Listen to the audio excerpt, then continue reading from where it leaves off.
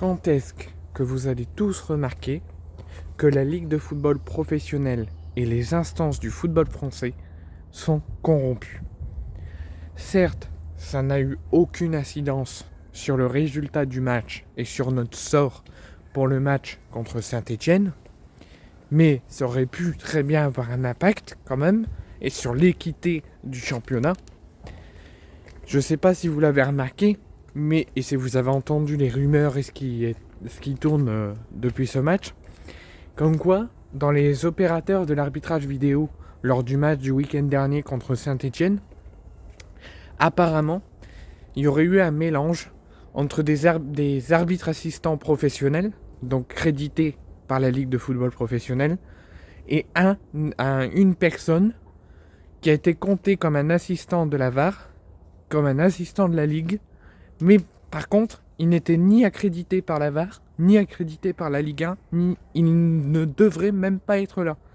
Puisque c'est quelqu'un qui s'est présenté comme un arbitre de Ligue 1, comme un arbitre assistant, et en fait, c'était un supporter du Paris Saint-Germain. Alors, est-ce que il était vraiment crédité de façon secrète par l'arbitrage vidéo, par la Ligue de football professionnel, mais qui n'ont pas tenu compte que ça aurait porté préjudice qu'il soit supporter du PSG et qu'il arbitre un match de l'OM. Et ça serait vraiment honteux que la Ligue ait autorisé qu'un supporter du PSG qui veut une défaite de l'OM, qui est contre les décisions face à l'OM, qui veut tout que ça soit contre l'OM, qu'il l'ait autorisé à faire son métier sur ce match et qu'il ne l'ait pas mis sur un autre match. Comment on peut imaginer que le football français soit aimé, que le football français soit plaisant à regarder, si on a de la corruption de la Ligue? Depuis la nomination de Vincent Labrune à la tête de la Ligue de football professionnel, il se passe que des mauvaises choses. Des problèmes avec des diffuseurs qui signent pour 3-4 ans, qui finalement ne font même pas un an. Comme Prime Video qui avait signé 2 ans et demi, finalement qui reste même pas un an. Les problèmes de droit TV, des problèmes de relations avec DAZN qui menacent déjà de partir alors qu'ils viennent à peine de commencer. DAZN qui a eu du mal à démarrer, qui a fait des prix à la hausse parce qu'ils étaient en désaccord avec la Ligue, maintenant qu'ils refusent de payer par rapport aux exigences de Vincent Labrune. À un moment donné, je ne comprends pas pourquoi Vincent Labrune a été de nouveau choisi pour être président de la LFP et refaire un mandat avec la Ligue de football professionnel, sachant tout le mal-être et tous les problèmes qui tombent sur le football français, sur l'échelle des sanctions, envers les joueurs ou envers les clubs ou envers les supporters, sur les problèmes avec les diffuseurs. Il n'y a que des problèmes, il n'y a jamais eu de choses positives pour la Ligue 1 ou pour le football français depuis l'arrivée de Vincent Labrune.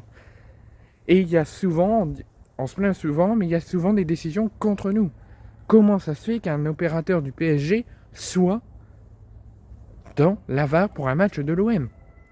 Imaginons qu'il soit vraiment crédité par la Ligue, qu'il soit vraiment arbitre et qu'il ait l'autorisation d'arbitrer soit sur le terrain, soit à la VAR un match de Ligue 1. S'il aurait tenu compte qu'il était supporter du Paris Saint-Germain, normalement, il aurait dû être envoyé sur un autre match et pas sur ce match-là.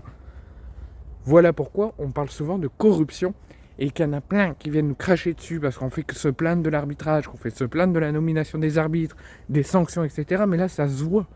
Cette personne est un supporter du PSG. C'est normal qu'il met des décisions contre l'OM. Normalement, il n'aurait jamais dû être dans la VAR sur ce match-là. Et des choses comme ça n'auraient jamais été arrivées si on aurait une ligne crédible, une instance crédible qui fait des sanctions crédibles et que le football français soit redevenu à la normale.